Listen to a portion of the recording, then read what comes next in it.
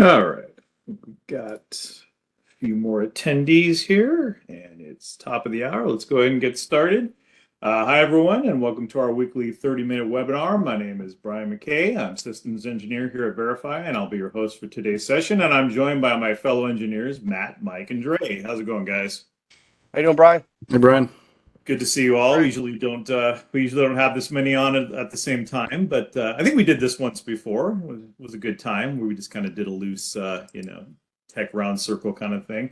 So we thought since it's the holidays, we keep it kind of a little more fast and loose and casual today.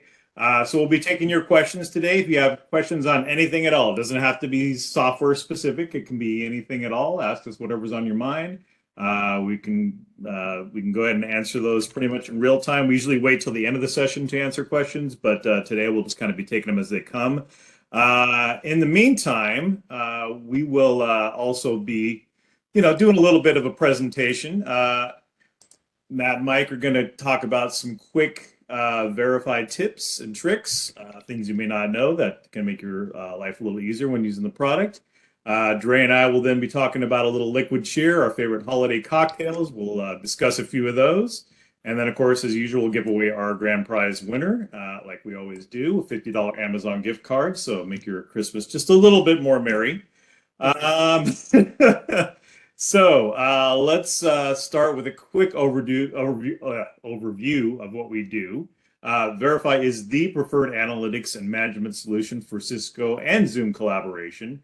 Deployable either on-prem or as a hosted cloud solution, we provide industry-leading call reporting and analytics, as well as customizable dashboards, widgets, UCCX reporting, remote phone control, change management, Cisco Cube CDR, and our latest additions, Zoom and WebEx call reporting. So if you have any questions on any of our features, please contact us at support@verify.com or simply reach out to your account manager. Also, one other thing before we get started. For an additional fee, Verify offers an enhanced consulting services to our customers. Verify's SE team will engage with you one-on-one to remotely provide additional consulting, report building, dashboard configuration, system monitoring and management assistance, etc. This is a service that provides you with a dedicated Verify SE to do the heavy lifting for you, giving you a stress-free, hands-off experience.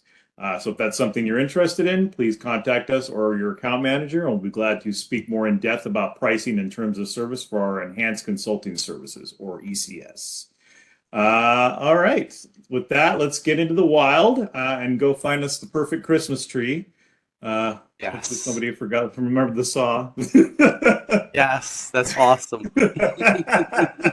It's my favorite Christmas movie. Watch it every year. Same. All right, so I'm going to turn it over to Matt first, and he'll regale us with some holiday tips and tricks. Tips and tricks. Man, I am tongue-tied today. It's a tongue twister there, Brian. Maybe I need some liquid refreshment to get things loosened up here. There's always potential for that. That's right. All right, well, welcome everyone. Like Brian made mention, we're going to keep this pretty light and an open forum. So if you have any questions on anything you may want to see or commentary, like Brian said, doesn't necessarily have to be the software specific, but since we're all here, you've got four of our minds to pick. Mike and I are going to bounce through a couple examples, just some high level tips and tricks on some generic kind of stuff. Did you know this? Were you aware of that? Potentially, as Brian said, can certainly make life maybe a little more pleasant for you on the Verify front. So you should be able to see my screen. I'm definitely not going to call myself the dashboard king, but I do a pretty good job of building out dashboards. So I'm not going to bore you with that at the moment, even though I am going to let you see my multi-platform board just to. You are the dashboard king, by the way. To me, you are. Thank you. All right, couple things I want to make mention. Now, these are kind of like did you knows. How about report or alert deliverables from Verify? Yes, everyone can you can download them directly to your PC or your machine, or you can have them emailed as an attachment. But I do want to make everyone aware that there are some other deliverable options. So when it comes to the reports, or even like the 911 call-based alerts, or maybe some the disconnection cause code alert that you may have on our toll fraud alert within the Verify Analytics. Let me show your eyes over in the configure section. So module 2, analytics, configure. This is where you'll find alerts.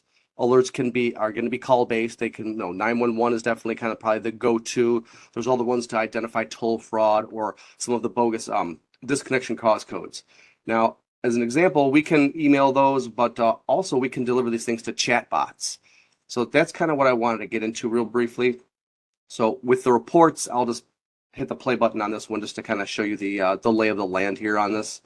But in the deliverable wrench here that I'm going to see, hopefully in a moment, there's going to be a couple different options. Now, your system may not have these necessarily, and here they are. May not have some of these, like the chat or the FTP delivery, which is also SFTP as well. So I want to make mention of this, but also let's start with email. So now, when we email, we certainly can email reports, as attachments, et cetera, but also one thing that you can do is you can send a link as opposed to an attachment. So if it's a humongous end of the quarter, end of the year kind of data export, if you will, for some other system or whatever the need may be, suffice to say, you just don't want it to be an attachment, could be too large. So you can certainly use the repository links. What that will do, and I got an example here in my email, is it will provide you kind of a report email like this with a hyperlink as opposed to an attachment. Now, I'm kind of going to tips and tricks on this one because this guy's going to fail on me here. The reason it is because it's trying to reach out to a local host web address. So it's definitely one thing I want to hit on here right now and show you exactly where that's set. This is not done automatically because whether or not you're using a static IP definition for the Variphy browsing or a DNS with a host name entry, et cetera, that does not get auto provisioned. But if you go into the settings here in the upper right, go into the system section, second from the right column. Application settings will be our top one.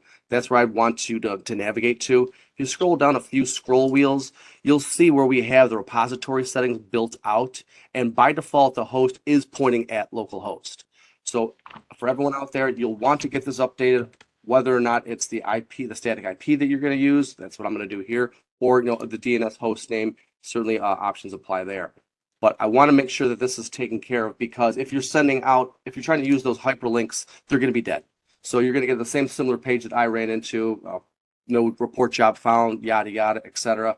So that's where this would need to be updated at in the application settings underneath the main config gear in the upper right-hand corner.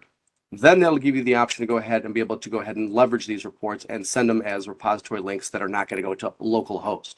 I suppose I could probably fire one off right now. Let's just do that. I'll hit the play button here. Let's go.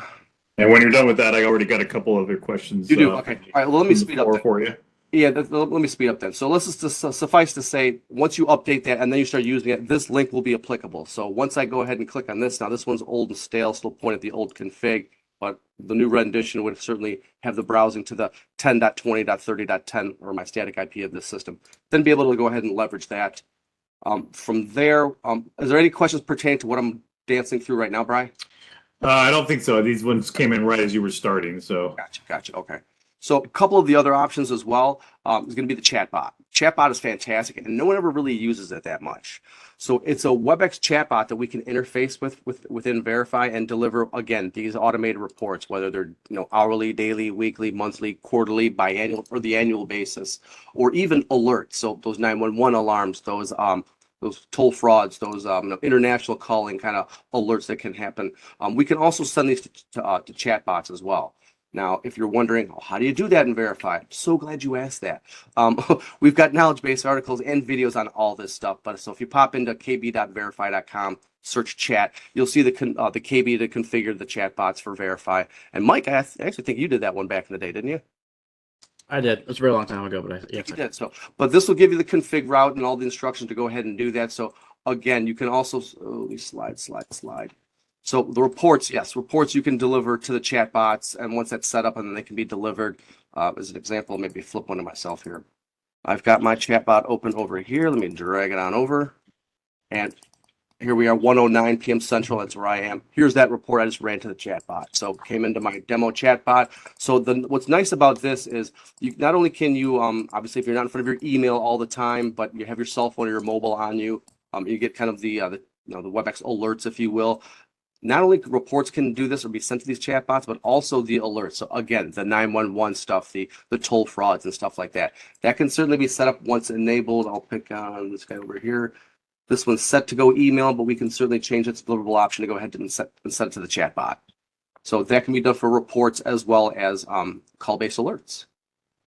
What do you got? What do you got as far as questions, Brian? Before I go into my next example. Yeah. So first one is curious why the hunt group logged out status shows multiple people.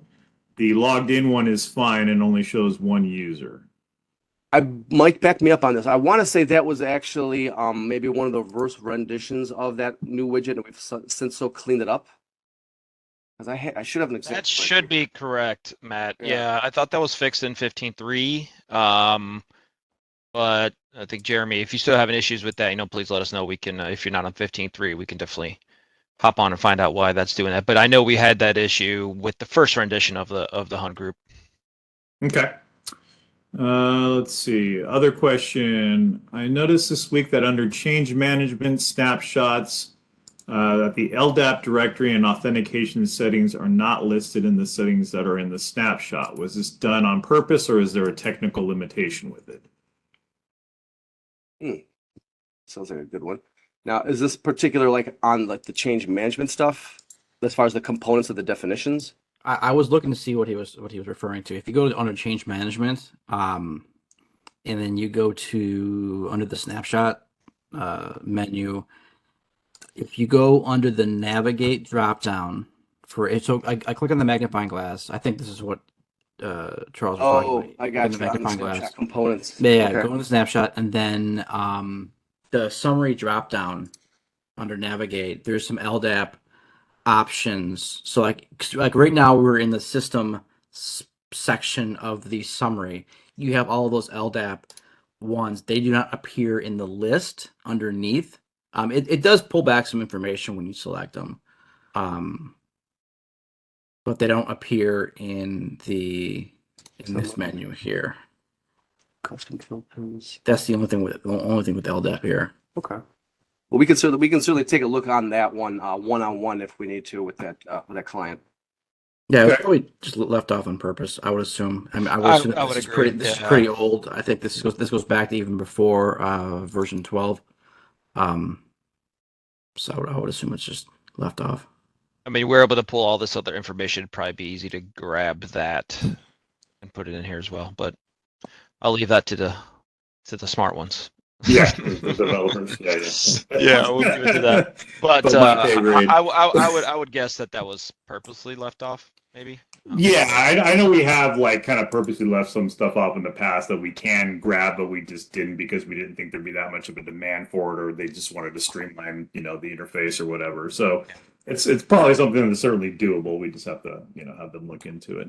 Sounds like we Okay. probably haven't had much of a demand for it, like you were saying. Yeah. Okay, so I think that's all the questions I have at the moment. Anybody who's just joined us recently, if you do have questions, please type them in the Q&A panel on the lower right corner of your WebEx window there. But we'll just go ahead and continue on. I've got one more good example, and I'm glad that whomever that was brought up the change management stuff, because that's actually where I'm driving to. So one real cool thing about the change management or the audit function within Verify, correct, we can take inventory of all your snapshot of all the inventory configurables in the call manager on a nightly routine for a length of library that we need to have. But power definitely comparing one snapshot versus another. But one of the big definitions within the call manager environment is definitely IP phone registrations, honestly. It always has been. How many phones do I have unregistered, partially registered, et cetera, et cetera. New ones being added, phones being removed, whether or not there's migrations that are underway, et cetera, et cetera. But I want to make mention of an automated comparison report that you can run off snapshots. One pretty cool thing is because we have summary definitions that we can not look at the whole kit and caboodle or the kitchen sink, if you will. We can certainly mitigate it down to maybe only the phone registration status for those IP phone regs. So what nice thing that we can do is once we can build out a comparison definition underneath IP phone regs, this will have all the shares. So I'm sure there's definitely one in here. There, it's right there. The IP phone registration data. So what we can do with that underneath comparison, we can automate a report. Now, yeah, correct. We can certainly have it delivered to you every day to show you all adds, moves, and changes for any of the IP phone registration stuff. But there's one pretty cool option I want to show your eyes here real quickly. So if this was to be automated on a nightly basis or whatever, and where is it? This guy will do. So I'm not going to run it. I just want to show the capability of it. But the definition of the IP phone registration stuff, if and once enabled, want to go ahead and say, yeah, we'll run it the most recent to the second most recent snapshot, every day. So this is every day. Yeah, every day at 2 a.m. So be it. But this toggle right here underneath delivery is very powerful. So what this actually would do is only send and deliver this report to, I guess, Victor here, if a change was identified by Verify from that one snapshot to the next snapshot. If there are no changes found just for the IP phone registrations, no report will be delivered. So what's cool about that is kind of the when it does appear, if you will. So it's kind of almost serves as an alert kind of in your email inbox. So if you do kind of get this email, in the morning when you first come in, then you'll actually know that something was changed from yesterday to today as far as the IP phone registration statuses. Whether that's someone just removing a phone, adding phones, but something that you may want to keep yourself aware of. This is fantastic to do because it's not just that that daily email that you can somewhat ignore in the morning, like, I get that every day. No worries to even take a look at that. But now if this one does appear and show up, you're like, oh, all right, I better actually take a look at that. So that's definitely one fantastic thing, and that's all driven by that toggle there that many may not know. We've covered it in some other webinars before, but I just wanted to kind of call it out here on this this Tech the Halls here, year end. All right. Awesome job. Thanks, Matt. Mike, did you have anything you wanted to? Do we want to turn it over to you for a minute? You want the reins, Mike? Go ahead, take it. Yeah, I'll take it. Let me share my screen. Yes, I gotta. If I got, I gotta. If I must. This is the right screen. So yeah, I think I was just going to talk about some of the WebEx stuff. So I've been kind of knee deep in WebEx since it came out earlier this year, and there should be. I'll promote my own stuff here. There's a webinar coming up next January the 17th, where I'll be going over or taking like a deep dive into the hunt group reporting and call queue data. Because if you're a current call manager customer and you're going to WebEx calling, the most of the customers who are going to like WebEx calling are really big into hunt group reporting, and the hunt group data is very, very different than what we're seeing like within call manager. So in call manager, the hunt group data, it goes, we get one record every time the agent answers the call. So we're not seeing a record every time a call goes or every time a call is presented to an agent like we do with WebEx. So kind of like a quick preview of what that webinar is going to look like. If I jump into like the WebEx data here, there should be some data in here. We go to the called hunt group and just pick a bunch. Maybe I'll get one data. I got one. Let me go up somewhere else. Let's go to Chicago. While you're pulling that up, we had a question. Jeremy was asking if we had a webinar next week, and we do not. So we'll be taking that Wednesday off for the holiday. 2 weeks off, actually. So we come back on the 10th. Oh, that's right. Good call. Yep.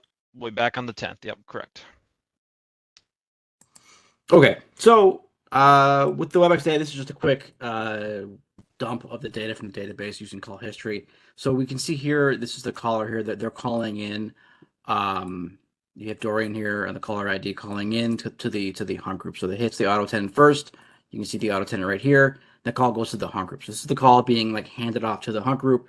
And then when the call is presented to the agent, think of like a broadcast scenario, we get multiple records. They're all 0 duration, one for each agent. So here's the agent name, Quentin, Susie, Aldo, all these different agents. So each of these records here represents the call ringing at the agent's phone. And so in call manager data, as most of our users are either currently on call manager or coming from call manager, we only get the call coming to the hunt group and then the agent answering all in the same leg. So within WebEx, if you are currently running reports or looking to reports for hunt groups within WebEx calling, then yeah, you're going to see kind of this information here where you're getting multiple records with 0 call duration.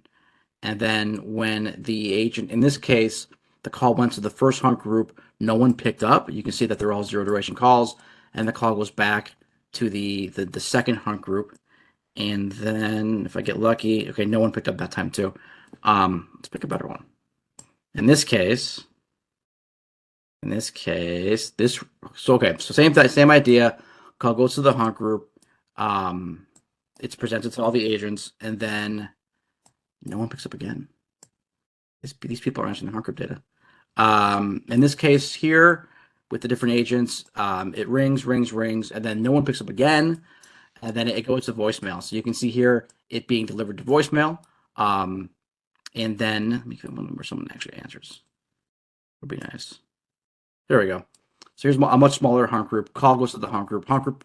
The hunt group here presents the call to all the different agents, and this agent here, they answer the call, and we get the duration for a minute 50. So if you're new to the WebEx reporting, definitely when you're running your hunt group reports, or if you're building them without using our templates, keep an eye on the call counts, because these zero duration calls are going to inflate your call counts if you don't take them out within the search sets.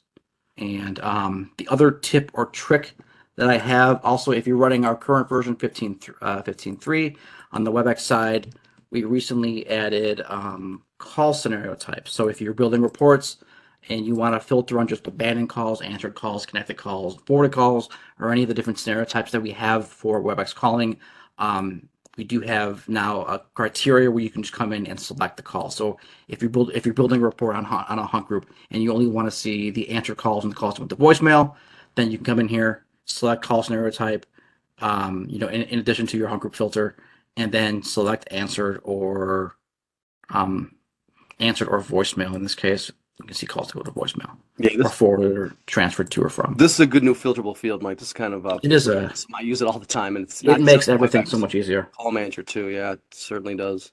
Yeah, love it. It's good. And that's it. I mean, if you else have any questions. Yeah, we did have one more that came in. Is the hunt group set up for broadcast or circular or top down, or does that matter? It doesn't really matter. It's every time a call is just presented to an agent. So most of the hunt groups that I see are set up for broadcast, but like on the call queue side, if it rings at one agent after the other, we still get a record for every time the call is presented to the agent. So the call queues and in the CDR level, the call queues and the hunt groups both act the same way, where every time if the call rings at an agent's phone, it creates a record. Gotcha. Okay. All right. Excellent. Thank you. I don't think we have any new questions. If anybody else has anything they'd like to ask us, remember, it doesn't have to be technical. Feel free to ask us now. Otherwise, we'll move on to the slightly more fun portion of the event with our favorite holiday cocktails. And I'll go ahead and grab back control here real quick. I gotta move some windows around. Spreading holiday cheer with liquid? Yes. There we go. This one. Okay, so you should be seeing my first one on the list. And me and Dre, actually, this was the first thing we came up with for this words. This is pretty much our go-to year-round, but, I like to gussy mine up a little for the holidays. Dre, do you anything specific with your old fashions at Christmas time, or? Well, I do switch the liquor, so sometimes bourbon, sometimes brandy. I think nice brandy touch. around these times can give you that little more of that holiday feel, but yes, absolutely. Yeah. I just picked up a nice bottle of Armagnac for the holidays, so I'm definitely going to be making some stuff with that. But yeah, this is pretty much your classic cranberry old-fashioned cocktail. This is what I usually do. The thing I do that's different is, instead of the ice sphere, though, my wife makes a really good cranberry sauce at Thanksgiving.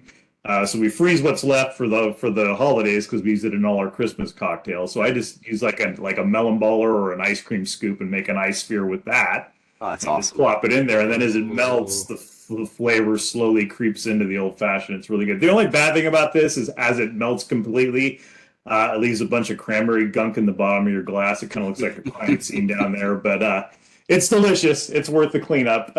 It's pretty easy to make. That's really all you have to do. Let's see. Hold on. I got something blocking my tabs here. Okay. This is one of my wife's favorites, the Mary Cranberry Margarita. Pretty straightforward. You just blend up a bunch of tequila, triple sec, lime juice, cranberry juice, some raw cranberries, and some ice. Rim the glass with whatever, sugar plum topping you want. And it's pretty good. It's a little sweet for my taste, but she loves these.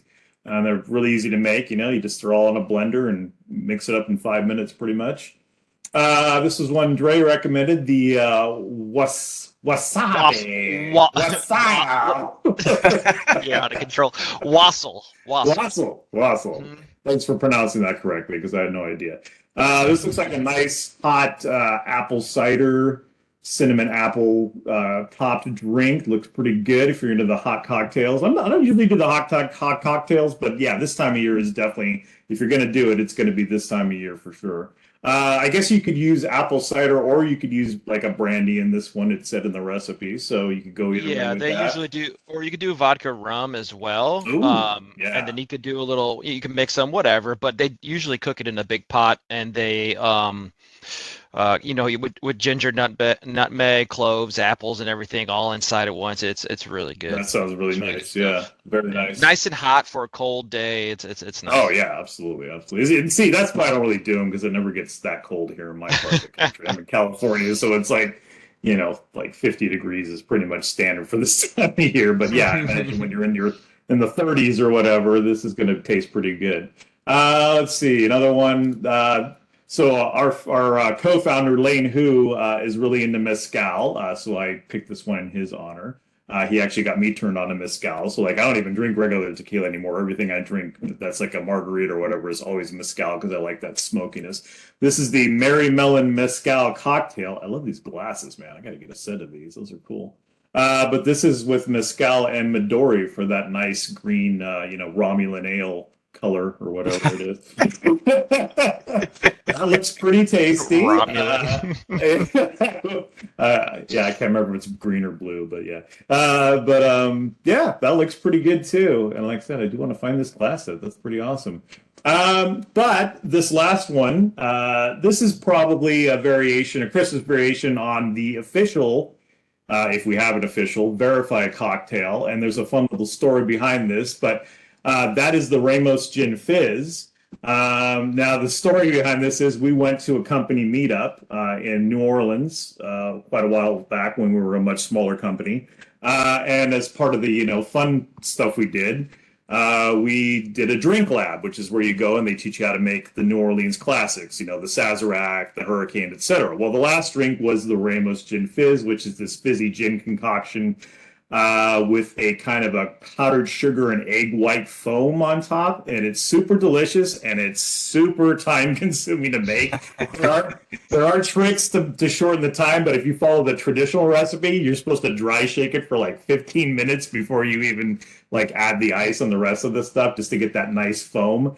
And if you do it right, supposedly you can like tip it upside down like a DQ Sunday or something, it'll stay in the glass if it's done like to perfection. I've never been able to do that, and I probably wouldn't try it because I know it would just dump out anyway. But so we made these, and like everybody on the team fell in love with these drinks. We were like, "This is awesome! I love this." And in fact, the lady who owned the drink lab had a bar that she also owned downstairs. So we went back to that bar later that night, and they had it on the menu. So there's like 6 of us. So the guy comes up to take our order, and we're like, "We'd like 6 Ramos Gin Fizzes, please." And he just kind of goes, "I'll be back in 30 minutes." Yeah, he wasn't very happy about it. And then the best part was we hear him back there, shaking everything. I'm sure he had machines to do some of this stuff. I certainly hope so for his sake. But, so we hear him back there making these. And then we hear the lady from the drink lab, and she goes, "Who the F is asking for all these Ramos Gin Fizzes?" And then she comes out and sees us and recognizes from the class. She's like, "Oh, hi, guys." I totally remember that now. That's funny. That was so funny. Oh, goodness. This is so good. But yeah, that's kind of, we've made this drink at Verified get-togethers ever since. It's kind of a favorite. A couple of our guys even bought like the cocktail shaking things where you can put a couple of things in and just automatically shake it up for you. Those are pretty nice machines if you don't mind, lugging it, a 200-pound machine to a meetup. But this is the holiday variation. This is the gingerbread Ramos Gin Fizz, where you can use some gingerbread infused syrup to give it that extra gingerbread flavor, and then you just pop your little gingerbread guy in there like he's chilling in a holiday hot tub. So I think I'm going to try this one this season, actually. I've made plenty of the regular ones, but I've never done it this way with the gingerbread. I'm gonna have to figure out how to make some gingerbread syrup because I'm pretty sure Bebbo isn't going to have that. But I think I'm going to give this one a try this season. So yeah, that's my picks, my top 5 for this session. Matt and Mike, you guys have any other quick recommendations? Is anybody else like hungry and thirsty at the same time looking at that? Yes. Oh, yes. absolutely. I want Yeah. it all. Jeremy in the Q&A is asking for these links, though. He wants to set them out to everybody. So I don't know how. I can send those to him. Or we can post them somewhere. Yeah, I'll figure it out. These are just ones some of these I have bookmarked, and other ones I just kind of randomly pulled them up. But yeah, I'll get some links together. Yeah, I guess I'm a little bit of a boring kind of guy myself when it comes to cocktails. I mean, unless you're making them for me, Brian. Yeah, true. I'm probably gonna go to. Yeah, I'm gonna hit the cooler and grab a Stella. Yeah. The cocktails always taste better when someone else makes them, for sure. All right, awesome. Well, I think with that, we could probably get ready to close this out. Let me stop sharing this, and then let me share my other screen. So, as mentioned before, we will be taking 2 weeks off for the holiday break. But on the 10th, you're going to want to tune in for this next session, which is Variphy 15.4. What's new? Our latest release coming out. I'm not sure if this is going to be the last one before we move on to version 16, but there's probably going to be some interesting new stuff in this that you're going to want to know about. So please be sure to register for that. That's going to be hosted by Trey, and Matt's going to be doing double duty and paneling on that one as well. With that, I think we can wrap this up. Thanks again, everybody, for taking time out of your busy schedule to attend. We appreciate that. As always, if you missed part of the webinar or just want to see it again, it's always posted on our website under Variphy/webinars. And we will see you next time, and hope everybody has a safe and joyous holiday season from the whole Variphy team. Happy holidays, everybody. Take care. All right, guys. Take care.